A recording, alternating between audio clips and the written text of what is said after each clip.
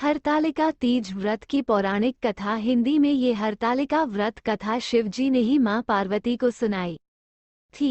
शिव भगवान ने इस कथा में मां पार्वती को उनका पिछला जन्म याद दिलाया था। पढ़िए विस्तार से। हे गौरा, पिछले जन्म में तुमने मुझे पाने के लिए बहुत छोटी उम्र में कठोर तप और घोर तपस्या की थी। तुमने ना तो कुछ खाया और ना ही पिया, बस हवा और सूखे पत्ते चबाएं। जला देने वाली गर्मी हो या कंपा देने वाली ठंड, तुम नहीं हटी, डटी रही। बारिश में भी तुमने जल नहीं पिया। तुम्हें इस हालत में देखकर तुम्हारे पिता दुखी थे। उनको दुखी देखकर नारद मुनि आए और कहा कि मैं भगवान विष्णु के भेजने पर यहाँ आया हूँ। वो आपकी कन्या की से विवाह करना चाहते हैं। इस बारे में मैं आपकी राय जानना चाहता हूँ। नारद जी की बात सुनकर आपके पिता बोले, अगर भगवान विष्णु ये चाहते हैं तो उन्हें कोई आपत्ति नहीं, परंतु जब तुम्हें इस विवाह के बारे में पता चला तो तुम दुखी हो गई। तुम्हारी एक सहेली ने तुम्हारे द्वेष का कारण पूछा तो तुमने कहा कि मैंने सच्चे मन से भगवान शिव का वरण किया है, किंतु मेरे पिता ने मेरा विवाह विष्णु जी के साथ तय कर दिया है। मैं विचित्र धर्म संकट में हूँ।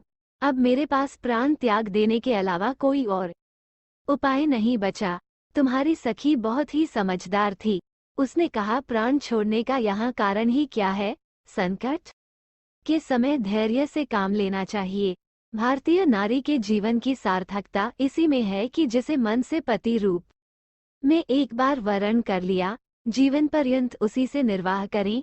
मैं तुम्हें घनघोर वन में ले चलती हूँ, जो साधना स्थल भी है और जहाँ तुम्हारे पिता तुम्हें खोज भी नहीं पाएंगे। मुझे पूर्ण विश्वास है कि ईश्वर अवश्य ही तुम्हारी सहायता करेंगे। तुमने ऐसा ही किया। तुम्हारे पिता तुम्हें घर में न पाकर बड़े चिंतित और दुखी हुए। इधर तुम्हारी खोज होती रही, उधर तुम अपनी सहेली के साथ नदी के तट पर एक गुफा में मेरी आराधना में लीन रहने लगी। तुमने रेत के शिवलिंग का निर्माण किया। तुम्हारी इस कठोर तपस्या के प्रभाव से मेरा आसन हिल उठा और मैं शीघ्र ही तुम्हारे पास पहुंचा और तुमसे वर मांगने को कहा। तब अपनी तपस्या के फलीभूत मुझे अपने समक्ष पाकर तुमने कहा, मैं आपको सच्चे मन से पति के रूप में वरण कर चुकी हूँ। यदि आप सचमुच मेरी तपस्या से प्रसन्न होकर यहाँ पधारे हैं तो मुझे अपनी अर्धांगिनी के रूप में स्वीकार कर लीजिए। तब तथास्तु कहकर मैं कैलाश पर्वत पर लौट गया। उसी समय गिरिराज अपने बंधु बांधवों के साथ तुम्हें खोजते हुए वहां पहुंचे।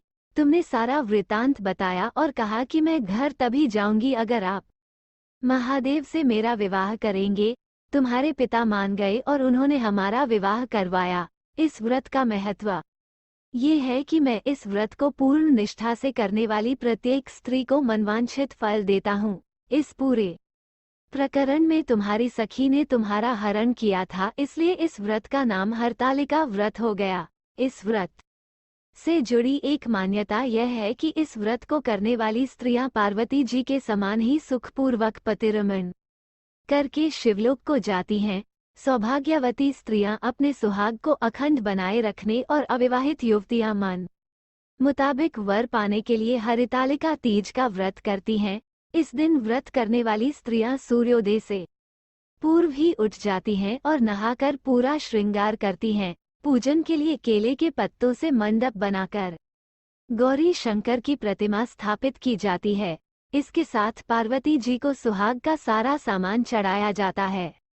रात में भजन कीर्तन करते हुए जागरण कर 3 बार आरती की जाती है और शिव पार्वती विवाह की कथा सुनी जाती है।